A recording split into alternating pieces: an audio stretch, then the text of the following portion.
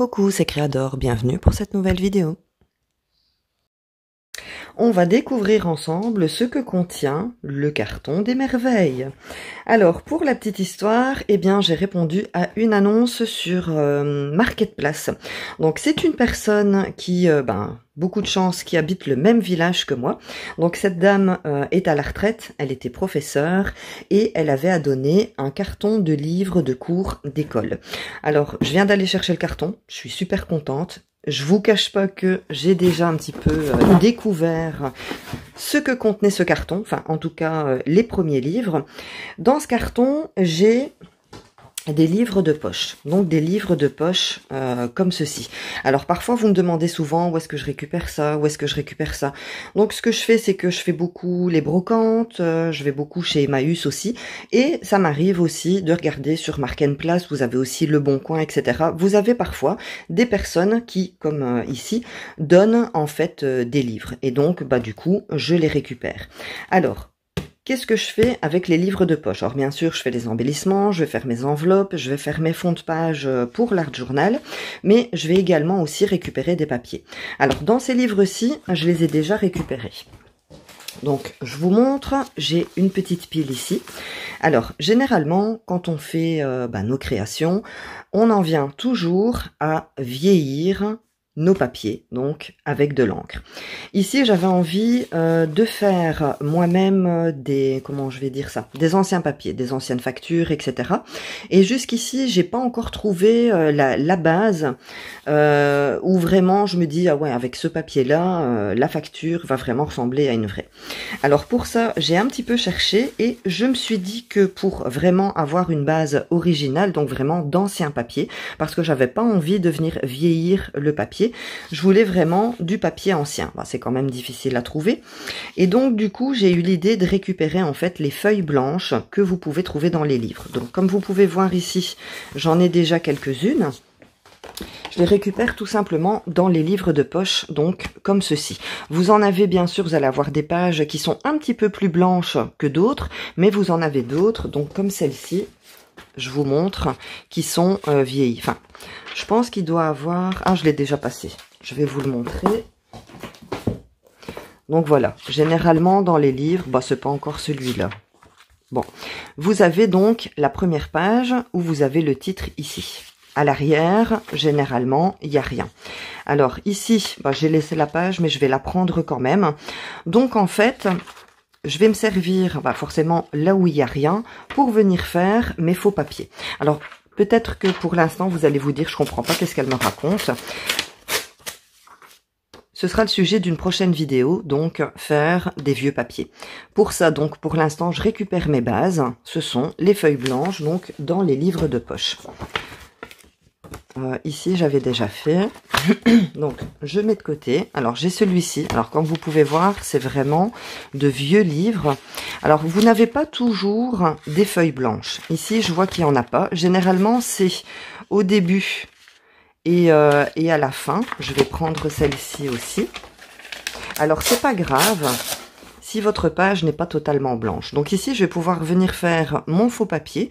J'ai ici, je vous rapproche un peu, tout droit de traduction, etc.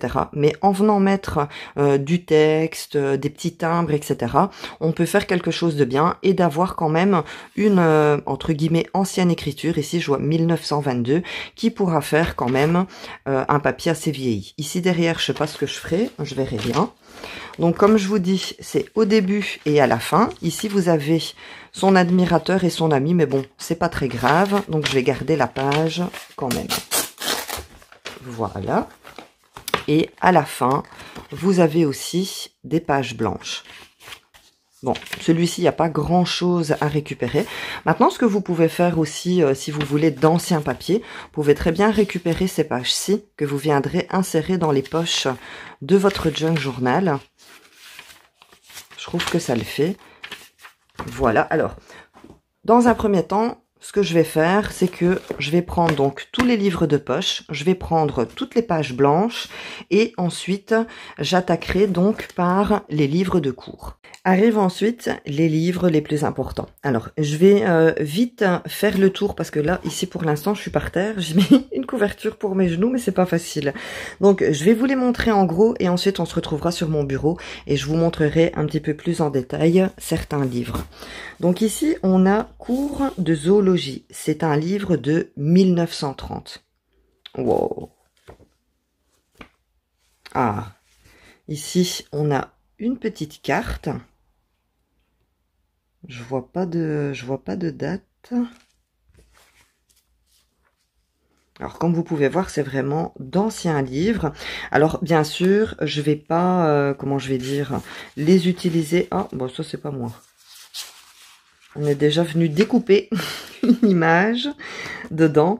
Alors, comme j'allais vous dire, je vais pas arracher les pages pour m'en servir. Je vais les photocopier d'abord. Je vais pas détruire. Alors ici, Jean Mermoz, né en 1901 et mort en 1936. Donc, une petite note que je retrouve dans ce cahier. Cours de zoologie, vraiment top. Alors ici, j'ai un cours de géométrie descriptive. Là, j'ai des leçons de physique. Ça, c'est de la physique aussi. Physique, des livres de 1963, 1964.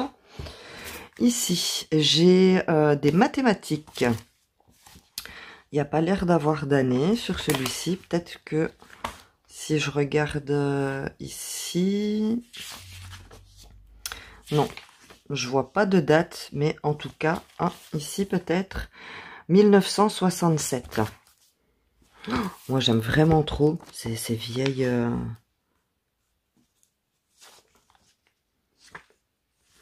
Alors, on a... Oh, les lettres de mon moulin. Je l'ai lu quand j'étais jeune. Et il y a aussi... c'est les lettres de mon moulin et le château de ma mère ou quelque chose comme ça.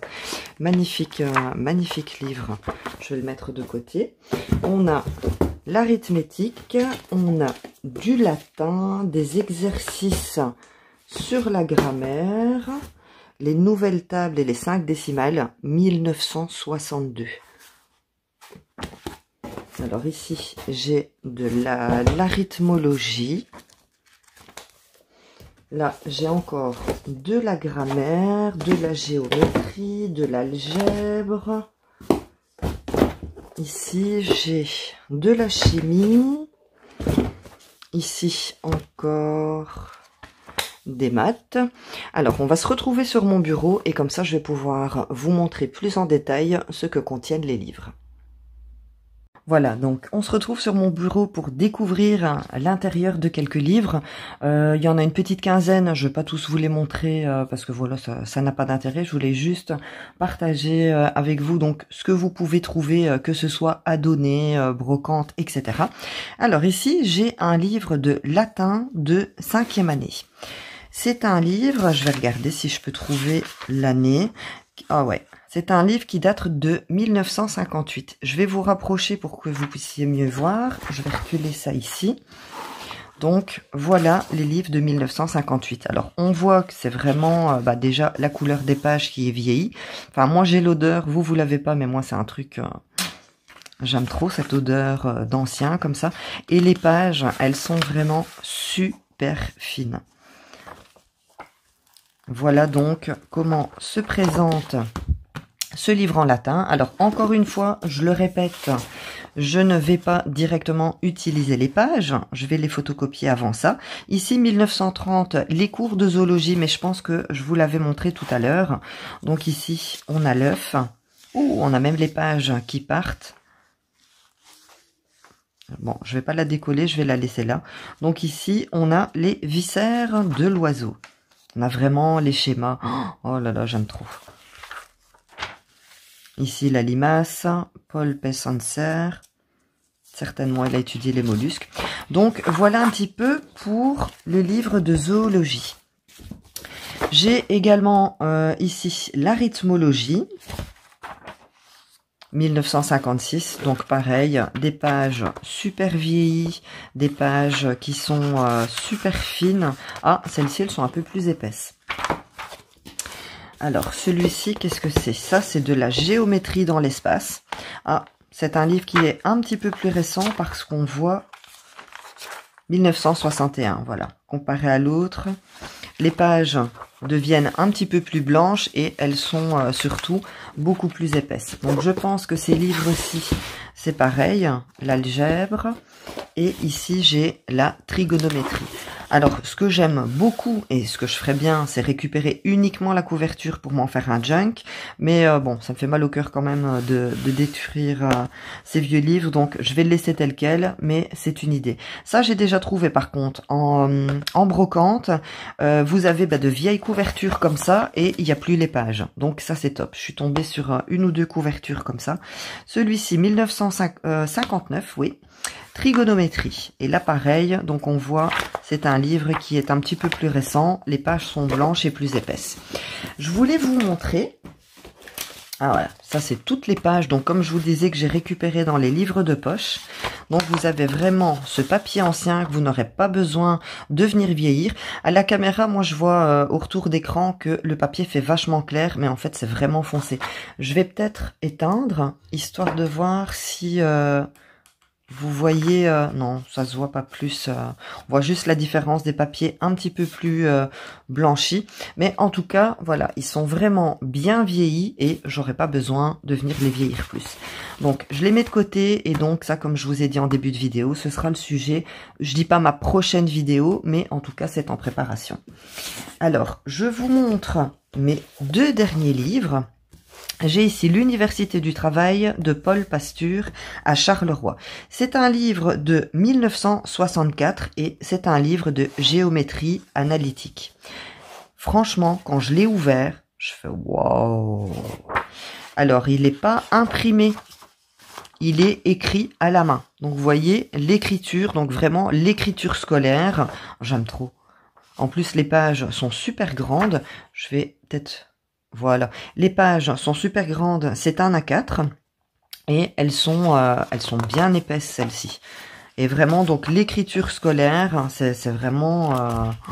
moi, j'aime vraiment beaucoup. Oh, il y a des notes.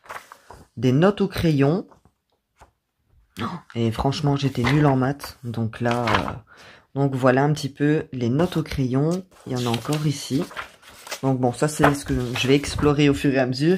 Et le dernier que je voulais vous montrer, c'est la grammaire synoptique. Donc c'est un livre qui est, je ne sais pas s'il est plus vieux. Il n'y a pas l'année.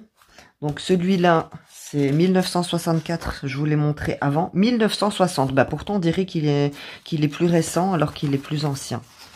Et donc ici, donc comme je vous disais, la différence, je vous rapproche, c'est qu'ici, c'est entre guillemets tapé à la machine. Et ici, on retrouve vraiment l'écriture scolaire. Je préfère franchement des pages comme celle-ci. Mais bon. Donc voilà un petit peu donc pour la découverte de ce carton. Donc je suis vraiment super contente d'être tombée dessus. Parce que maintenant, on va dire que ça y est, j'ai de quoi faire. Je suis toujours en panne avec mon imprimante, donc c'est un petit peu embêtant. J'envoie tout à la librairie du coin et du coup, il m'imprime tout. Mais c'est vrai que voilà, faut que je fasse quelque chose. Je préfère avoir mon imprimante et faire ce que je veux sans devoir attendre. Mais enfin bon, voilà. J'avais donc envie de vous faire découvrir donc ce fameux pardon, ce fameux carton. Et donc voilà, n'hésitez pas quand vous faites vos recherches Emmaüs, etc. Mais n'oubliez pas aussi donc les petites annonces, Marketplace, Le Bon Coin, etc. Donc voilà, en attendant de se retrouver pour une prochaine vidéo, laissez-moi le petit pouce pour m'encourager, abonnez-vous si ce n'est pas déjà fait, et surtout, prenez soin de vous. Bisous!